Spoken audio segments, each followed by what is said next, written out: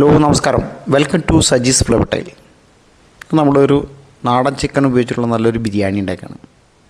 അതിനുള്ള mix vegetable right നമ്മൾ കൈമ rice ഉപയോഗിച്ചിട്ടാണ് ബിരിയാണി തയ്യാറാക്കുന്നത്. വീട്ടിലുണ്ടായ പച്ചമുളക് ഞാൻ ഉപയോഗിക്കുന്നുണ്ട്. വീട്ടിലുണ്ടായിരുന്ന ചിക്കനാണ്, ഏകദേശം 1/2 കിലോ ചിക്കനാണ് നമ്മൾ ഉപയോഗിക്കുന്നത്. അതിന് വേണ്ടി ഇഞ്ചി, പച്ചമുളക്, വെളുത്തുള്ളി എല്ലാം നമ്മൾ ചതച്ചെടുക്കുക. നമ്മുടെ വർക്കും ഈസിയാണ്, കൂടുതൽ നല്ല ടേസ്റ്റും അത് തന്നെയാണ്. ഒരു 4 സവാള നമ്മൾ അരിഞ്ഞെടുത്ത് വെച്ചിട്ടുണ്ട്. അതിന് വേണ്ടി ഇതേ നമ്മൾ ചിക്കൻ കഴുകി വൃത്തിയാക്കി വെച്ചിരിക്കുന്ന ചിക്കൻ നമ്മുടെ ഉരുളിയിലിടുന്നു. എല്ലാ മസാലകളും നമ്മൾ ചതച്ചതെല്ലാം നമ്മൾ അതിലിട്ട് മിക്സ് ചെയ്യുന്നു. അതിന് വേണ്ടത് മഞ്ഞൾപ്പൊടി, മല്ലിപ്പൊടി, ഗരം മസാല എല്ലാം നമ്മളിട്ട് നന്നായിട്ട് മിക്സ് ചെയ്ത് വയ്ക്കുക. അല്പം പെരുജീരപ്പൊടി നമ്മൾ ഇട്ടിട്ടുണ്ട്, കുരുമുളക് പൊടി ഇട്ടിട്ടുണ്ട്. പിന്നെ ചോപ്പ് ചെയ്ത ചെറുതായിട്ട് നുറുക്കിയിട്ടുള്ള മല്ലി ഇലയും പുതിന ഇലയും ഇട്ട് നന്നായിട്ട് മിക്സ് ചെയ്യുക. അല്പം വേപ്പിലിട്ടാലും കുഴപ്പമൊന്നുമില്ല കേട്ടോ. അല്പം വെള്ളം മാത്രമേ ഉപയോഗിക്കുന്നുള്ളൂ. നമ്മൾ അടച്ച് വെച്ചിട്ട് നമ്മൾ ചെറിയ തീയിൽ വിറക് അടുപ്പിൽ തന്നെ അത് കുക്ക് ചെയ്യുക. ഏകദേശം 3/4 മണിക്കൂർ എടുക്കും. നാടൻ ചിക്കൻ ആയതുകൊണ്ട് വേവാൻ അല്പം ബുദ്ധിമുട്ടാണ് കേട്ടോ. ആ സമയം കൊണ്ട് നമ്മൾ റൈത്ത ഉണ്ടാക്കി. Mix vegetable raita. അതിൽ കുക്കുംബറും ക്യാരറ്റും ഉള്ളിയും പച്ചമുളകും ഇഞ്ചി അല്പം വേപ്പിൽ നുറുക്കിയിട്ട് നമ്മളെ നല്ല റൈത്ത റെഡിയാണ്.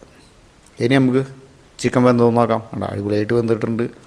അല്പം തൈര് ഒഴിച്ച് കൊടുത്തിട്ടുണ്ട് കേട്ടോ. ഇനി നമുക്ക് അതിന് വേണ്ട ചോറ് തയ്യാറാക്കാം. അതിന് വേണ്ടി കൈമ റൈസ് നമ്മൾ ഊറ്റി കഴുകി നന്നായിട്ട് ഊറ്റി വെച്ചിട്ടുണ്ട്.